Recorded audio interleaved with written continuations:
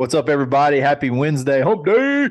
It's Hey. we're back again. It's Kyle and Ben, and it's the Dadbod Golf Pod, episode Did you 261. start to call me Bub? Is that what you started to call me? No, I got all tongue tied, and I have a pretty specific order that I go in, and I went in completely opposite order. I didn't get anything in order. So, yeah, but we're about to have some fun. We're going to talk some cheating, possible cheating, infractions, some golf winners, and then we have a spectacular would you rather at the end. And Ben's looking for ghosts as we speak. You could bet, probably find a line. Will Ben look for ghosts at Bet Online, the number one sports betting website in the country? Probably not, but there may be a line. Will Patrick Reed be accused of cheating this next tournament as a prop bet? It could be. It seems like it's every tournament he's in. Use coupon code Believe BLEAV. Get a 50% welcome bonus on your first deposit. Give them $100 deposit. They're going to give you 50 back on top of it to play with. Have some fun. Basketball every single day. Super Bowl's coming up. You get to bet on the over under on the national anthem length, the coin toss, the Gatorade color, all those prop bets that we love every single year. Will somebody cry? Which commercial will win? It's going to be Doritos or something like that. It always is. It's got to be Doritos or Budweiser. It's always one of Doritos those or two. Budweiser every single time. But anyway, have some fun. Bet online. It's where the game starts. Okay, What Ben, were the odds, before we get into it, what were the odds that you were going to be able to retrieve your wedge that you left on the course? What do you think those betting odds were? Because I thought they were slim and none. For some reason, I was having like this flashback that I threw it in the water. I don't know why. I was like thinking. Well, I knew that didn't happen. I was sober enough. I knew that didn't happen. I knew you didn't throw it in the water. I was thinking that I threw it in the water on 17 for some reason. I don't know You why. did throw it a few times. Yeah. It needed a good rough talking is what it. Every club in your bag sometimes can act up, and you got to rough talk them and get it back in line. And I had to do that. It was tough. Kyle and sometimes it's embarrassing. It's like rough talking the whole bag nine. It's like whooping your kid in public. It's you got to do it sometimes. It's embarrassing, but sometimes you got to do it for the betterment of the family. So, anyway, family. Yeah. So this tournament this weekend. Bob, this is for the family. This is for the family. Wedge, take it into that tree. One time I'm actually proud it came down out of the tree. I held on. You know when you hold on to it too long and it goes vertical. Yeah. But anyway, all right. I digress. I don't want to get into that. What's the name of this? What was the name of this tournament over in the Middle East last week? Dubai something. Desert Classic. Dubai Desert Classic. Dubai Desert Classic. All right, the DDC. Yeah. The hero Dubai Desert Classic. All right. So when y'all are listening, it's weird. We said there was a weather delay. They ended up finishing on a Monday in the middle of the early morning. Rory ended up winning. He did. We said he had a 3 or 4 shot lead. He was playing really good. He ended up winning by 1 shot. When he stepped on to the 17th tee, he was down 1 shot to Patrick Reed. He had to go birdie to beat him, and he did it. And that's very impressive. Even though 18's a par 5 that pretty much everybody birdies, but still. But he almost hit it in the water on 18. He did. He almost powered it. He was juiced, almost powered it through the fairway. It's kind of a dog leg left. If you go too far, it's 335 to the water, and he was right there on the edge. So he laid up, right? And then he had to flip a wedge up there and make a putt. Is that yes, he had to no way he could go for it. And even his wedge was still like 14 feet. Like he didn't hit it close. He had to make a bomb. It was like a 15 foot putt. That's one thing, man. Rory's starting. If the putter gets going, he's hard to beat. But yeah, so Rory ends up winning. Good for him. Wait till he hits those Bermuda greens. I just don't think he can do Bermuda greens. I don't know what. I wonder what kind of grass they grow over there. And what kind of grass that is in the Middle East. It's got to be very heat resistant and sun resistant. Yeah. So anyway, it's So Rory wins. That's like the low light of that's like not low light. That's like the nobody's been talking about the win at all. Nobody's really talking about it. He's still number 1 in the world. Whatever. everybody's talking about this Patrick Reed deal. So in the third round, we semi talked about it and we got it way wrong, apparently. But still, we're going to break it all the way down. So if you missed it, I think it's maybe the opening tee shot. I don't know. It was the third round. He hits his ball in a tree. Okay, it's the desert. There's not many trees on this course. And there was like the right side of this fairway had two separate bundles of three trees. And they're tall. They're like tall trees. There's nothing on them except when you get to the top, it's like freaking Velcro net. It's crazy. Yeah. It's some type of palm, super tall. And apparently the balls go in them all the time. I didn't realize that, but apparently balls go in them all the time. So Patrick Reed hits his ball in a tree. You don't know it. We don't know this, but as he's going up there, there's a fan that says, "Hey, your ball's stuck in this tree." And he points to a specific tree. And Patrick Reed looks up in the tree and says, "Yep, there's a ball right there. Let me make sure I can positively identify it," because the rule is on a lost ball, on a ball that's, unplayable, you have to positively 100% identify it to take a unplayable. Correct, Ben? Am I wrong? So that means no, you're right. Like even like the other day, I hit one in the water on 3. Yeah. And like I play at AVX and Kyle was like, "Oh, there it is." And I was like, "Yep, sure is." Pretty well. I mean, there were like 4 in the water, but that was mine. And so I'm not going down the water and getting it, taking an unplayable and just playing right outside or dropping or that's where it's not a lost ball because we found it. You don't have to go back to the tee. Right. So he says, "There's a ball up there. Let's call an official. Let's get some binoculars. Let's look up in there." He looks up in there and he says, "Yep, that's mine. I can see the marking that I do." He does. He extends the arrow because the putting arrow is too short or something like that. So he extends the arrow. And I believe he said there's a number. It was a number too that he said nobody plays these numbers or something like that. I don't know. But regardless, I'm going to read this. 2 officials looked up in the tree, and based off his deal, they agreed. 2 marshals, an official, and let's see who it said. It said, oh goodness, I'm trying to find it. It says the DB Tour released a statement confirming the ruling. According to the tour, 2 on-course referees and several marshals identified the tree that Reed hit his ball into. Okay, so like Reed didn't pick the tree. People were telling him that's the tree your ball went into, and he looks up and he says, "There's a ball in the tree that you guys told me this tree is in." If you can tell, you can obviously tell what side I'm on the way I'm telling this story. He looks up in the tree and he's like, "Wow, it has some of the markings." He takes a free drop. Okay. Have I missed anything, Ben? Not a free drop. Nope. He takes a drop penalty. It's just a 1-stroke penalty. 1-stroke penalty. All it is, yeah. Okay. Have I missed anything so far? No. Okay. The next day, Brandel Chamblee puts out a video that shows that actually, you know how I told you there's like 2 different sets of 3 trees. Okay. There's 3 trees further up the fairway, and then there's 3 trees where Patrick Reed's ball disappeared into. So the replay, when you slow it down, actually shows that his ball went into a different tree. If you numbered them in order, 1, 2, 3, Patrick Reed thought his ball went in tree 3. It actually went in tree 1. Okay.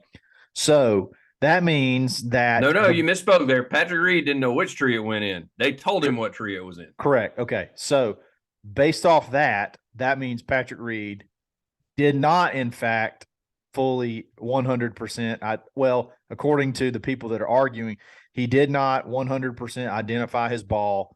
Therefore, he cheated. And he should have gone back to the tee, which by rule, if you cannot 100% identify your ball, you do go back to the tee. And that you're hitting your third from there instead of the drop. So, Ben, how do you want to do this? I've changed my stance a little bit. Okay. Because of the video. All right, you started. I didn't, I said before, I hated the fact that Brandel Chamblee and all of golf media had me defending Patrick Reed, which really pissed me off. And now they've got me defending Brandel Chamblee a little bit, which also pisses me off. So these are like the two worst guys that I absolutely can't stand is Chamblee in the booth or at the counter and Patrick Reed. And I get Chamblee's got some, like my old roommate absolutely loves him. So he's just a guy that just rubs me the wrong way.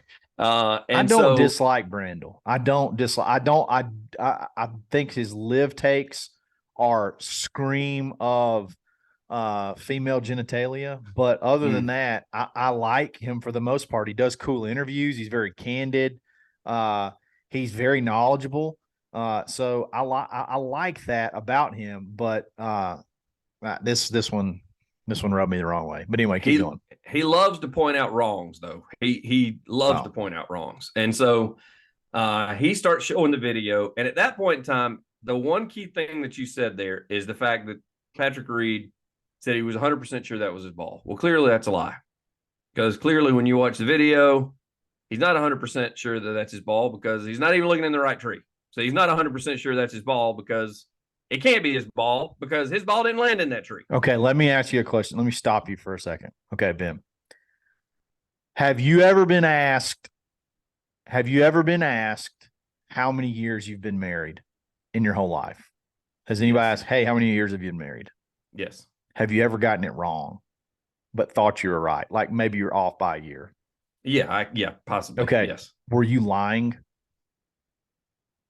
Or did you believe? Well, no, because you're asking me to make the same thing where that would be something where, like, we have our marriage certificate that's framed in our house hanging up. If you were asking me to look at that certificate and say, is that your marriage certificate? Is that the year? Yes, because there's like when he took the binoculars, he should have seen that was his ball, and clearly it was not his ball. So it was one that looked similar. That would be like me looking at 3 marriage certificates and not being sure and going, yeah, I think it's that one. The point is, can you look at something? Can you think that you're right and be wrong and that not be a lie? Do you think there's a chance? Now, I know Patrick Reed does not get the benefit of the doubt because of his past, but do you think there is a chance? Number one, we're talking about a ball in a 30-foot tree in the air. Okay, so already you're going to be, in your mind, you're going to be biased. Okay, thinking that's got to be my ball. Okay, so for Brandel's point in my opinion, to be fair, you have to assume that Patrick Reed looked up in the tree and consciously knew that wasn't his ball, even though everybody pointed to the tree. I mean, basically everybody else has sold him that this is his ball. Your ball went in this tree and you look up and there's a damn ball. Is it possible that Patrick Reed looked up and saw a ball and 100% believed it was ball? And now he probably wanted to believe it more than anything, but is there a chance? Like the part that I'm struggling so much with is there's so many times in my life where I've believed I was right. I believed something was right and I just ended up being wrong, but that doesn't mean I lied, but I lied about it. I believed a fact was true, or I said something that I believed was true, and then it ended up not being true. That doesn't mean I was lying. It just means I was wrong, right? Well, that happened in this instance because I can't find it anywhere else. You know, the first official had said he asked Patrick Reed, how do you mark your ball? And he looked and he said, I think that's it. And then gave him the binoculars. I totally bought that as being the truth. I have not seen, I've scoured the internet the last couple of days looking to try to find his actual ball markings. Yeah, to see if that's true, if he said that or not. That was what one of the reporters had said on the broadcast. They said that he asked Patrick Reed first, hey, how do you mark your ball? Do you remember what number you're hitting? Blah, blah, blah. And he gave him the answer. And then the marshal looked first. Yeah. And then he gave the binoculars to or the PGA Tour official or whatever he is and gave them to Patrick Reed and said, I think that may be it. Can you verify? And then that's when Patrick said yes. Now, I have not seen anything said in writing since then that that's what took place. Yeah. So I don't know if that happened or not, but the reporter at the time, because I was like I watched it. I watched one of the replays on Golf Channel. The reporter on television at the time said that. So, however, as I said, that could be them omitting that information because that would side with Patrick Reed. I will say, and I would think it would go the opposite way. I think Yeah. they would make sure to do everything they can to paint him in a negative light.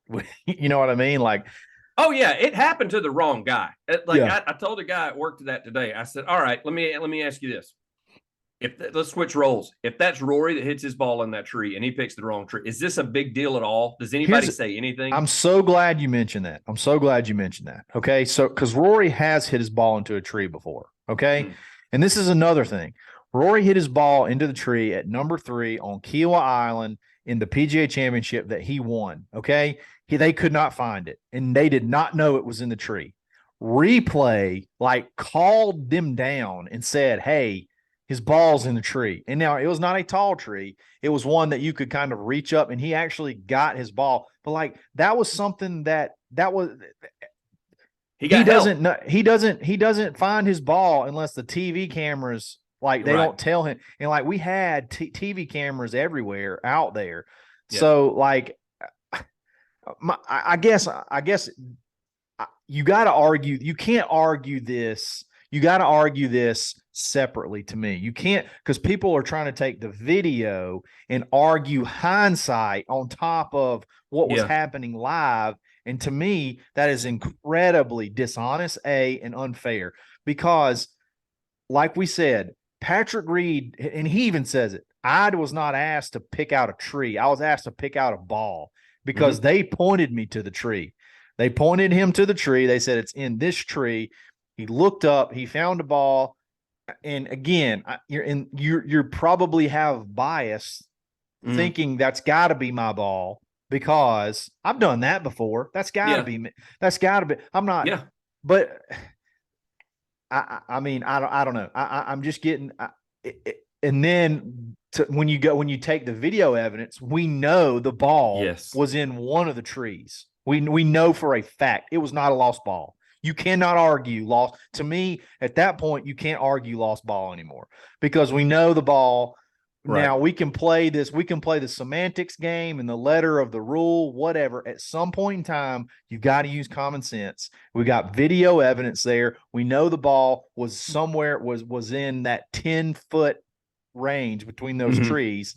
He didn't gain an advantage from it. He did not gain really any advantage from it whatsoever, unless you want to unless you want to argue he should have gone back and reteed. And in that case, you have to say that he knowingly knew that ball was not his. And I don't think we can honestly say that. Yeah. Does that make sense?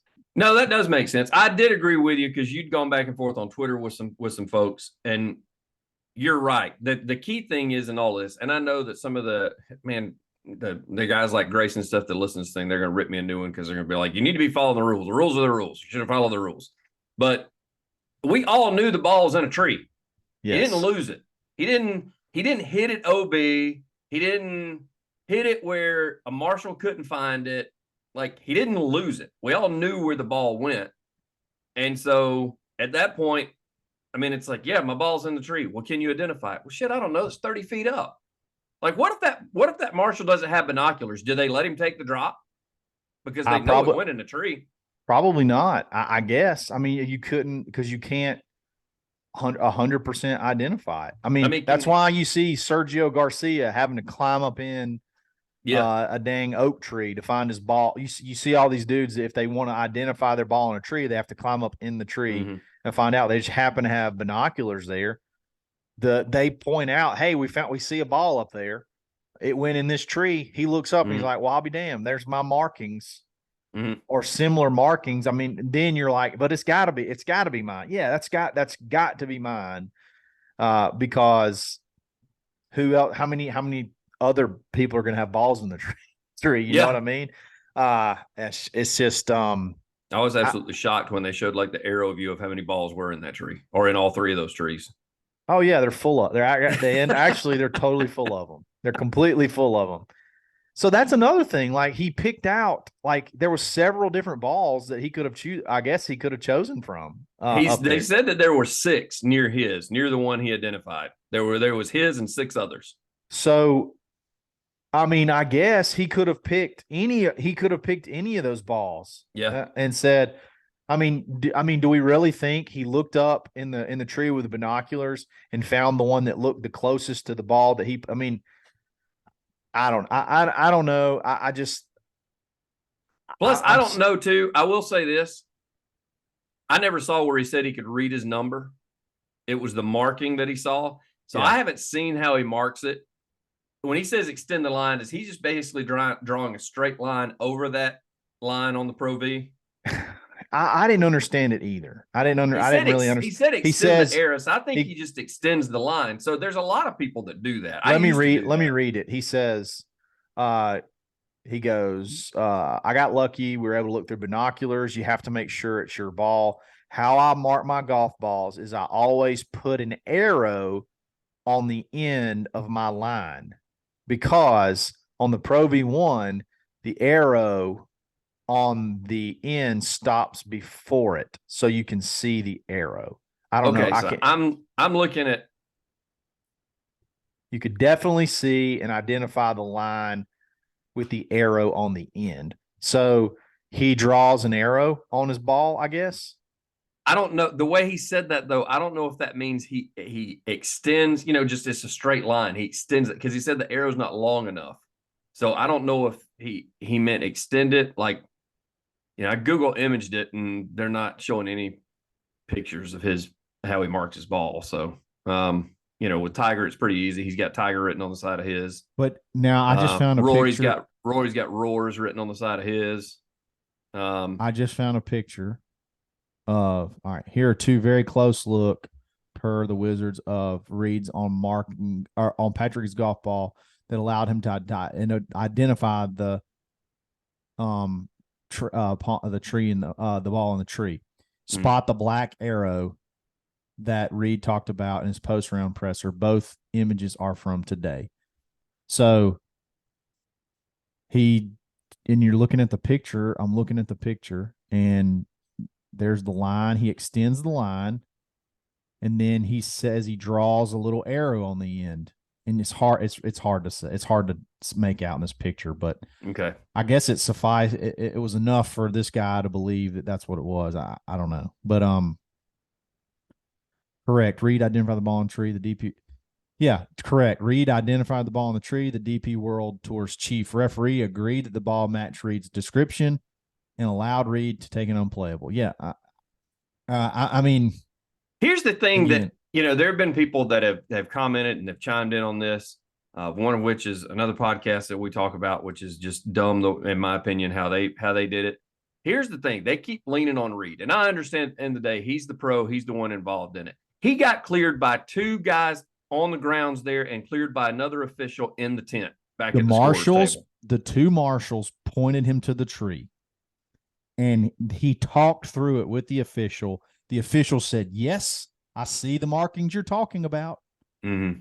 So yeah, if that's the markings you're talking about, I'm looking through these binoculars. I'm seeing exactly what you're talking about. Right. So, I mean, what do we do? What do we do? Again, you have to say this. That if you say he should have gone back to the tee, what you're saying is that for a fact that Reed knew for a fact that was not his ball. And Reed did not have video evidence from the next day that Brandel Chamblee has showing his ball was in a different tree. Okay. He did not have that. All he had to go off of was two people's and fans telling him it was in a specific tree. He grabbed some binoculars, looked up, and saw a ball that confirmed what he thought, what these other people were telling him, that was his ball. I mean, I don't know how else we can discuss it. Like, how else can you go from here? You can't go retroactively call penalties on yourself anymore. Nope. They can't. They did away with that with the people calling in penalties on TV. Can't do that anymore. At the end of a round or a certain time after the round or whatever, it's done. It's over. You don't go back and change it. So There's nothing you can do there. There's nothing Patrick Reed couldn't have seen the video and then taken a penalty on himself in the next round, if I understand that rule correctly. So again, what do you have to say, and you know what? Maybe you can make this claim. You have to say that you think Patrick Reed looked up in that tree with the binoculars, knew that was not his ball in the tree that everybody pointed him to that looked like his ball. He knew for a fact that was not his ball, and he lied so that he could get a free drop. That's what you have to assume. And I mean, maybe with his pass, you can roll that. I know under the circumstances that it would be hard when you're pointed in a direction and you're biased and already because of people pointing you in a direction, you look up and you see a ball that's similar to yours that you may not really truly 100% believe that that's yours. And that's not a lie, in my opinion. Yeah. I get it. I just wish he hadn't said that's 100% mine, but then I guess if you don't say that, they make you got to go re-tee. Yeah. You got to go re-tee. I guess now they've got to define in the rule books. They've got to say, all right, do you know that it's 100% yours, or do you believe 100% that it's yours? Or no, you know what you say? You gotta, I mean, if the rules, you got to put your hands on it or something. I mean, you got to be able to identify it. And you touched on it. Let's circle back. Let's do an ad read really quick, and then let's circle back on another aspect of why Brandel's comments were stupid. So let me tell you what's not stupid. Anything that you can buy at Primo Golf Apparel. The joggers that they have, I'm having the olive ones on right now, and they are phenomenal. They're absolutely phenomenal. They feel great. It's not even super cool outside. It's like kind of like uncomfortably muggy outside. Yeah. But these things are lightweight and they feel absolutely fantastic, and they look great too. Use coupon code DADPOD, POD, DADPOD 15. Take 15% off literally every single order. They got joggers, they got blade collar polos, they got regular polos, awesome belts, pullovers, hoodies, t-shirts, golf towels. They got everything. They're really, really taking over I think they're really taking fashion forward with golf, which I really like. Ben wears them. I wear them. Love them. I'm like almost exclusively a jogger guy now, especially like not only just on the course, maybe just like in life. I don't know. It's either going to be a jogger or really close to a jogger. They just feel great. So have you worn them to church yet? I wore what would be the version of this next step without being a jogger, if that makes sense. Okay. I have not cuffed it at Sunday church. I've cuffed it at Wednesday church.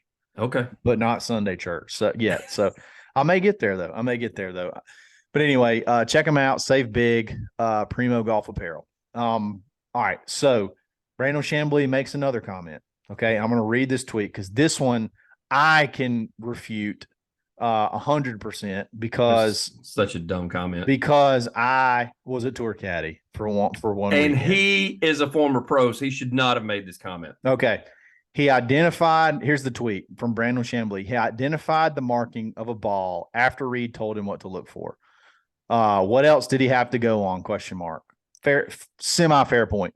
Reed should have, this is where it gets dumb. Reed should have produced for clarification, as any other tour pro would have, a ball from his bag with a similar marking. Okay, here's the problem I have with that. Not all pros mark up every single ball in their bag before the round. And let me tell you why. Because if you hit a provisional, if you hit one that you think is going to require a provisional, you can't have a ball that you have to have a wildly different ball. When I caddied, when there was it was the craziest thing ever. I mean, I feel like I got to have a box when I go out to play golf. We had like 6 balls. Okay. There was one marked. There was only one marked. And when it would get scuffed up enough or whatever, he would ask me to put it in like a side pocket. He'd pull out another ball and he'd mark it. So mark it. And it was like a wild, crazy mark. I mean, it was like a ton of lines. Like I didn't even know how I know that it was probably really smart and it helped him because he's an unbelievable putter. So I should have just got his system and introduced it to my game. But Yeah, it was only on the one ball. And then when he would change balls, he would mark it on the next one so that if we got into a situation, and we did have to hit a couple of provisionals, unfortunately, because they had some out of bounds marked a little closer than normal, or that used to be marked as a red stake. So you have to hit a provisional just to be safe. And he would pull out the ball that was distinctly different from the one prior. So this doesn't happen. You could say, Right. hey, the one I teed off with has all the markings on it. This one has no markings on it. It's a red 4 or whatever. So if he goes and he finds his ball and they say, oh, wait a minute, that's the one with the red markings, it's easy to pick it apart. So you don't accidentally, you only have, maybe the only balls you have left are the same number or whatever. Like, so there's got to be some sort of difference. So no, not every single pro has all of their balls marked, every single one the exact same way with your distinguished markings because of that exact scenario. So that's why, how can you make that definitive statement? Like you can, Right. So every single pro. So if we call Grayson Huff, we call Jacob Solomon, we call Andrew Kozan, Blaine Barber, we call all our buddies and say, hey, do you mark every single ball in your bag the exact same way? And when you go out, you don't leave any unmarked, you mark them all the exact same way. Brandel, you're going to say that every single one of those guys is going to say, yes, you mark every single ball, every single time, exact same way when you go out. Is that what they're going to say? Are you sure? Because that's what you're saying. You're saying every single pro does this. And I know for a fact, at least one doesn't. And then if that's the case, then that means there's tons more that don't mark every single ball the exact same way every single time in their bag. They may, when they put it in play, mark it the exact same way, but it doesn't mean if you unzip their bag, every single ball in there is going to be marked the exact same way at that point in time. No, how many times do we see the pros breathe? Because now they've done so much where there's so much coverage where they love to show the introductions off the first tee and that kind of. How many times have we seen the pros like grab the ball from a caddy, like asking for a ball, take out his Sharpie, mark it, and then show it to the other pros and be like, this is what I'm playing today. Like they mark it on the tee box to start. They don't sit there and mark all 3 in the sleeve on the tee box, or they don't sit on the green and on the putting green and mark all 9 that they may be carrying that day, for the exact reasons that you just said, for the provisional reason. And for, you're just asking for confusion at that point. You're asking for somebody to cheat at that point. If you're going to let them mark the same way, and then it almost happened with Bryson. When Bryson hit a ball that was in the same 2 places, even as provisional was, they weren't real sure when they got up there which one was which. Luckily, he did mark them 2 different ways, so he was able to say, this is actually my first one. And so it's just, you're asking for controversy. And again, I think if this is anybody but Patrick Reed, we're not even delving into this as much as we've done over the last 3 days. Because it all happened on Saturday. If it was Patrick Reed or another live golfer, I don't think we would be talking. If it was not Patrick Reed or any other live golfer, I don't think we would be talking about this. Yeah. I really don't. No, I completely agree. I mean, and that's another thing with the reputation of Patrick Reed and us talking about it with him. That's the same deal with Chamblee. He's known for bashing the live guys. So you kind of expect that that's what was coming about from it, because that's been kind of his MO since this has taken place. Again, I see some things that I do agree with, as I said, with the 100% thing, with Brandel, but then I see some things that I definitely agree with you. Plus, at the end of the day, honestly, I understand rules are rules, but he was going to be dropping in the vicinity anyway. Yeah. And if you took 2 club links from one tree to the I think that it would have been within those 2 club links. Like they were that close. Like, so we're talking about, they were easily within 10 yards, and it was like an 80-yard shot. So he's going to be hitting a lob wedge regardless of where he's hitting it from. He's either going to be hitting it 10 yards shorter or 10 yards further back.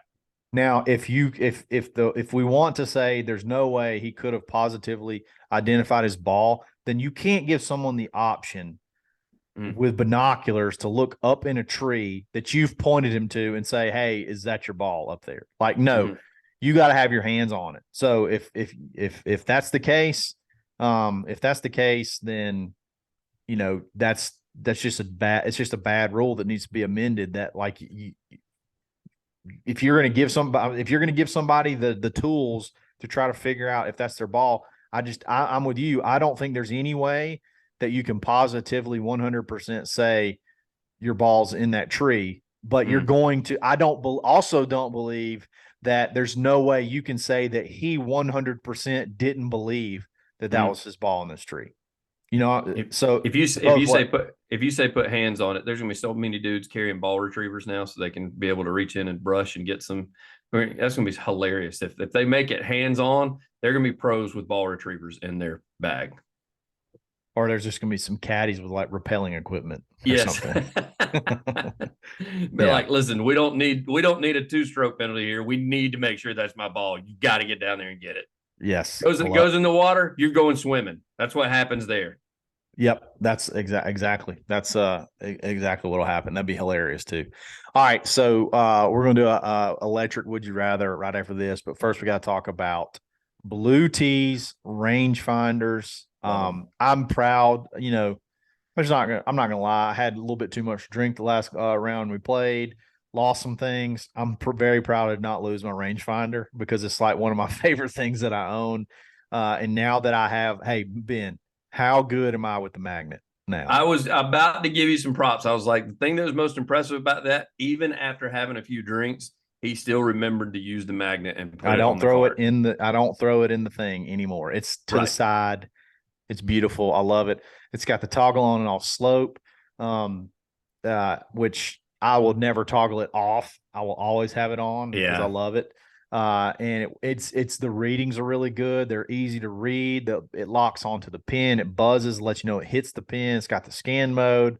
There's everything, all the features of the top dollar ones for a fraction of the price. Literally almost like half. If you want to go get like the most expensive one, it's going to be about half that, and it's going to have probably everything but like maybe barometric pressure. And let's just be honest, none of us even understand that. So get you a blue tees, use coupon code DADBOD, take another 10% off, already big savings, and get out there and have some fun, shoot some pins, shoot better scores, play faster. It's a ton of fun. So blue tees golf, blue tees rangefinders are where rangefinders start and end. That's what they should anyway. I noticed at the Farmers this past weekend, with it being on the coast, they're real big, and it'll be that way at Pebble this week too. They're real big into wind. Yeah. And I guess I'd never really thought of it like this because, I did tell you, like with mine, I'm glad it had the scan mode because it got windy with us the other day. So I was actually just having to shoot like around the hole so I could get some different yardages so I'd know about where to hit. I noticed, though, you can tell the difference between the smart golfers and maybe the not so smart ones because they're like, yeah, right now it's out of the north and then it's going to be coming out of the west and then eventually it's going to come out of the south. And then you got the DJs of the world that are like, it's going left or right. Yeah, just rip it. Play it off the wind. Yeah. And the wind's behind me. That's information overload. Yeah. It is. I just need to know, is it helping? Yes. Is it hurting? That's it. 1 club, 2 club. What do you think? But when they start doing that, they're like, the wind's out of the north and northwest today. I'm like, what are you? Richard Scott, what are you doing the weather? James Spann, come on. Yeah, is it coming at you or is it not coming at you? Is it going left to right or right to left? Is it with you or against you? Yeah, that's all I got to know. Like, quit with all the directions. And honestly, if you just say helping, hurting, I got it from there. That's all. If I had a caddy that said the wind's out of the east, what the hell does that mean? I don't know which way east is, bro. We were walking around like I don't know where. I don't have a North Star. I don't know how to know where this. What's east. And I'll have. I get it late in the day. The sun's going to set in the west and it rises in the east, so you'll be able to kind of be able to gauge it. But I don't need to do that much thinking, man. I don't need to have to look to where the sun is and go, well, that's west and that's east, and that means that is south, and that's screw all that. That's too much. Screw all that. Yeah. All right. So first of all, another rant there. We're gonna do our would you rather, but I got to preface this because the whole reason I'm so passionate about this is because I don't like Patrick Reed. And I'm mad at people making me defend Patrick Reed because I'm at least I want to be at least fair. We call the guy Fat Prick Reed. I mean, come on. Yep. We don't like him, and it makes us both mad to have to defend him. So here's our scenario. And I just made this up right before we came on. I know.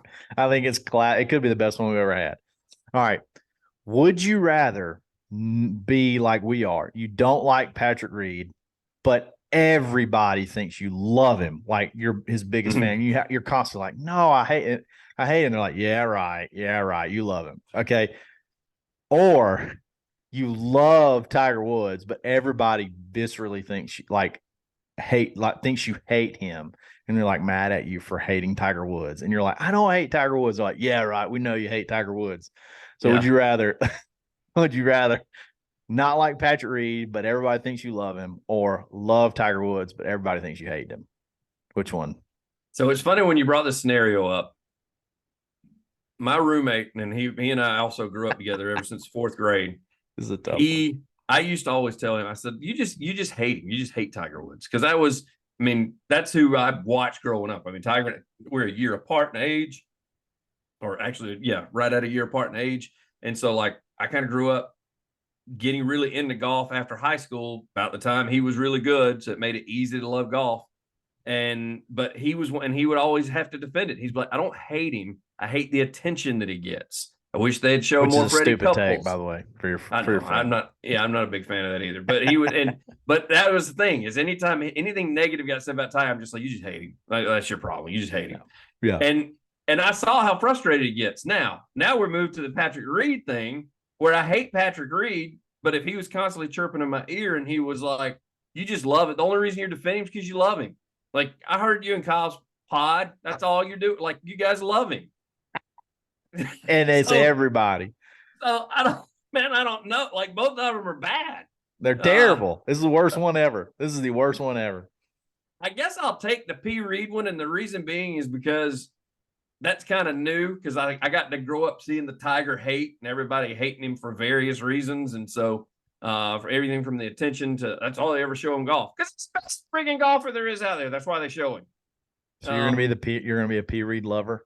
I'm gonna be I'm gonna hate P. Reed, but everybody thinks that I love P. Reed, because I guess I can just live with myself knowing even that, P. Reed thinks you love P. Reed. which would actually be very phenomenal if that took place. Like, if I bumped into him and he just was a super nice guy to me, and the whole time I was just like, you son of a bitch. He's like, hey, everybody, come take a picture with me. Like, yeah, let me put it on my Instagram and tag you because only thing that make it worse is if he like brought up his wife for me to get a family picture with the both of them. Like, I would be, if it was his caddy, his brother-in-law, his wife, and him, and we were all at Augusta on one of the and his wife's sister, who he tried to date, and she turned him down. Yeah. And he took a picture of us. It'd be one of those and shared it on social media. I'd be like, son of a bitch. He'd like, this is my best friend, Ben. He loves me. He and Kyle was defending me on their podcast. He's so awesome. I love this guy. Yeah, I don't know that I don't want that. I don't know that I don't want. So I'm gonna go with that instead of the Tiger thing. Just because you don't want to be known as a Tiger hater. I also don't want to be known as I don't want to be known as a Patrick Reed lover either. I know, but you're saying that's what you're choosing, though. Yeah, that's what I'm choosing. So that I'm gonna go with. I don't know. I think both of them are evil, so I don't like either choice. So I'm just that was the first one you threw out, so I'm just gonna take it. I mean, I would think I would take the Tiger Woods thing, because the scenario is not you have to hate Tiger Woods. It's you can still love him, but everybody thinks you hate him. And like the love that I have for Tiger, like the love that I have for Tiger Woods is way greater than the hate that I have. I'm sorry, hold on. The fear of not loving. I know what you're trying to say. I'm trying to say I'm more worried. I would be more worried that people would think I love Patrick Reed than think that I didn't love Tiger, because I know how much I love Tiger. So like, right. It's kind of like Shallow Hal. You remember Shallow Hal, the movie Shallow Hal? Yeah. When he's like, he sees the big girl, sees Gwyneth Paltrow. She's massive, but he sees her as a beautiful person, and everybody else thinks, she's ugly or whatever. That's not completely equivalent. But at the end, he's like, why would you, he goes, if you thought that girl right there looked like the hottest girl that you ever thought, the girl that you think's the hottest in the world, but nobody else believed it, who would you care? He's like, no, because that's the hottest chicken. He's like, yes, that's how I feel. And then Jason Alexander's like, oh my God, what have I done? So anyway, that's Shallow Hal. It's a great movie. Go see it. That's right. That's how I would feel. I would not care how everybody else saw him the way Right. I see Tiger, because I loved him. It would be awful if everybody thought I was a Patrick Reed like fanatic. Like Yeah. I was a super hardcore Patrick Reed fanatic and I didn't like Patrick Reed. I think that'd be awful. Like I feel like you lose credibility. I mean, you may lose more credibility being a huge Patrick fan than if people think you dislike Tiger, because there's some people that's like cool to dislike Tiger, like your buddy who's like, oh, he gets too much TV time. I agree. I don't like him either. And then you have to under breath, you're like, no, I love him. I want to see it. But he could be down at Destin at one of those putt courses trying to hit it through the dinosaur's mouth, and I'm going to watch it if they're filming it. I mean, that's what's going to happen. I'm just too terrified to be known as a Patrick lover, even though I'm defending Patrick Reed like fervently on this podcast. Yeah, you are. I still dislike him, so I don't care if that almost makes me want to go back and change my mind so I can hate him, just so nobody thinks I love him. But yeah, I'd still take the Tiger Woods thing, because I would still know that I would love Tiger, and I don't care. It actually would make me feel like my love was greater, because I'm loving him when it's real easy to just go along with the crowd and say, yeah, I hate him or whatever. I know I love him and I'm still, but everybody believes it. I don't know. I just don't want to be known. I don't want to be known as a Patrick Reed lover when I despise him. I think both scenarios just absolutely suck. They do. Whatever. They do. There's no way there's really no win. There is no win. Or go to prison. One of the two. Go to prison. I'm just going to take that. Our prison. Yeah, I was going to say Dadbods Golf Pod prison with the Xbox and a putting green, and you can't die. Or have sex with other men. Whatever. Yeah. Yep. There you go. All right. On that note, we're going to go ahead and call it a day, and we'll talk to you on Friday. So y'all have a great rest of the week. Hopefully this got you over the hump, and we will chat back on Friday. It's the Pebble Beach. We'll talk about that format of that tournament on Friday, but Pebble Beach Pro-Am, it can be fun. I think it could be funner. It could be more funner. How about that? So, I still don't think it's as fun. And we'll talk about it Friday. I don't think it's as fun as it used to be. No, absolutely not. All right. Have a great rest of the week. We'll talk back on Friday. Stab by Golf Pod. Always. Strong Patrick Reed.